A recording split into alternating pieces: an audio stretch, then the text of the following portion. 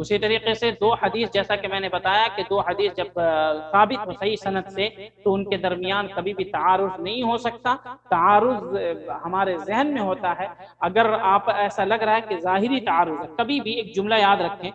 علماء نے کہا ہے کہ حدیث کے لیے یہ جملہ استعمال نہیں کریں کہ یہ دو حدیثیں آپس میں متعارض، نہیں، آپ یہ کہیے ظاہراً تعارض ہے،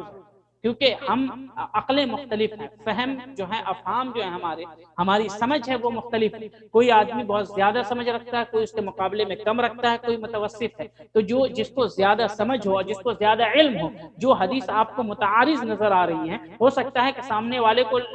بالکل متعارض نظر نہ آئے، آپس میں ٹکراتی ہوئی نظر نہ آئے، اور وہ ایسی توجیہ پیش کر دے کہ آپ کی چھوٹی اور ہماری چھوٹی عقل بھی اس کو قبول کرنے کے لیے بآسانی تیار ہو جائے۔ تو اس لیے یہ کہنا کہ یہ دونوں حدیثیں آپس میں ٹکرا رہی ہیں، یہ درست نہیں ہے، اس میں ایک جملہ لگائیں، ظاہراً ایسا لگتا ہے کہ تعارض ہے، کیوں؟ کیونکہ اللہ رب العالمین نے فرمایا ہے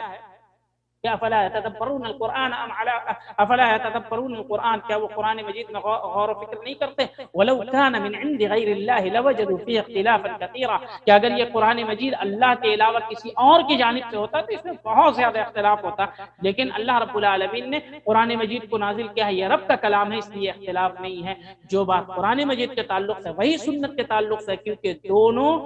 کا مصدر ایک ہی ہے، وہ اللہ رب العالمین کی وحی، کہ اللہ کی جانب سے جیسے قرآن مجید کا نزول ہوا ویسے سنت بھی آتی رہی نبی اکرم صلی اللہ علیہ وسلم کے اوپر۔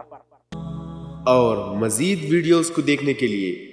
آپ ہمارے YouTube چینل کو سبسکرائب کریں۔ فجزاکم اللہ خیرا۔